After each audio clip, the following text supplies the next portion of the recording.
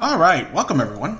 So let's start off with something very straightforward here. I guess I forgot to mention this, so I'll go ahead and mention this here. There should be a right angle here at point B. We are given that AC is 6 and AB is equal to BC here. So we want to calculate the length of AB. Alright, well again, try this problem on your own first before we begin. Alright, so noting that we want to find the length of AB, we're told that AB and BC are the same. So that means these are both, I can label these as the same variable. I'll call them x, right? Now, as you remember, the Pythagorean theorem works out pretty well, so we can use the Pythagorean theorem here, and we can therefore say that x squared plus x squared is 6 squared, right? So, therefore, we have 2x squared is equal to 36.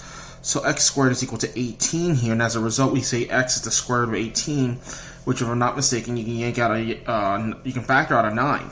Right? Since 9 is a perfect square here, you got 9 radical 2, so you get 3 radical 2 here. So that means each of these pieces here has a length of 3 radical 2.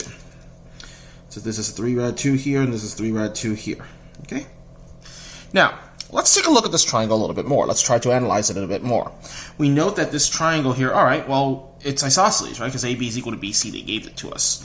So this is a 90-degree angle here, so as a result, we can therefore figure out the measures of the other angles in the picture here. So there's 90 degrees left to be spread amongst two congruent angles, so it makes sense that these are both 45s here.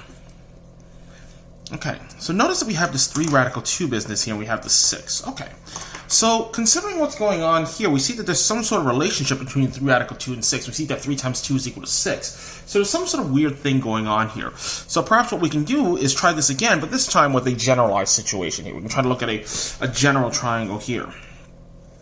So we can do much the same thing like so, right, with the triangle like this. Let's call this ABC yet again, right?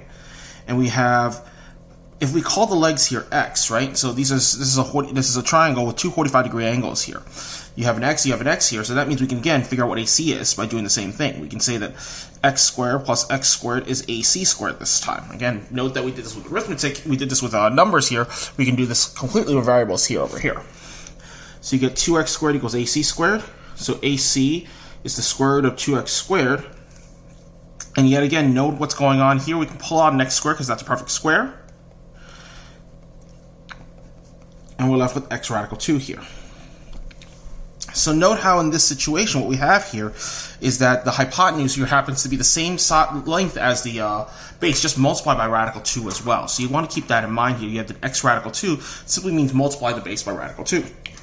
Now, conversely, this means that in order to get, so this means here that in order to get from BC to AC, you multiply by radical 2. Similarly, we can actually go backwards here. So now to get backwards here, it makes sense for us to divide. So, for instance here, we know that if we go back to this sort of thing here, we have, let's just make sure that we have this here. We have BC, it's going to be equal to AC divided by radical 2, which is 6 over radical 2 here. Now you may recall we talked about this idea of rationalizing denominators, so we're going to do the same thing here. Multiply top and bottom by the same thing here. So in this case, radical 2 over radical 2, that clears the denominator of radicals, so we're left with 2 on the bottom. The numerator is 6 radical 2, and now we have 6 divided by 2, which is indeed 3 radical 2 here. So we note that that also works out very nicely. So we have our thing here. As a result here, ladies and gentlemen, because of this, the way this is set up, we can refer to this as a very specific type of triangle. When we looked at Pythagorean triples, those were triangles with very nice looking sides, but their angles are not necessarily that great. We didn't really know much about them. And we won't be able to figure them out until we come back to them later on. Here, it's kind of the opposite way around. The angles are quite nice, but the sides not necessarily. We refer to this as what is known as a 45-45-90 triangle here. And again, I'm going to point out the archetype up here, so you can see this is our archetype here, and I have this listed here.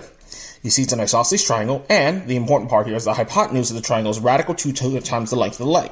This means you can go backwards as well. You can go from the hypotenuse of the leg by simply dividing by radical 2. So this is your archetypical triangle like this, and this should work out just as well here. So note that all of this is always going to be true for this particular 45-45-90 triangle.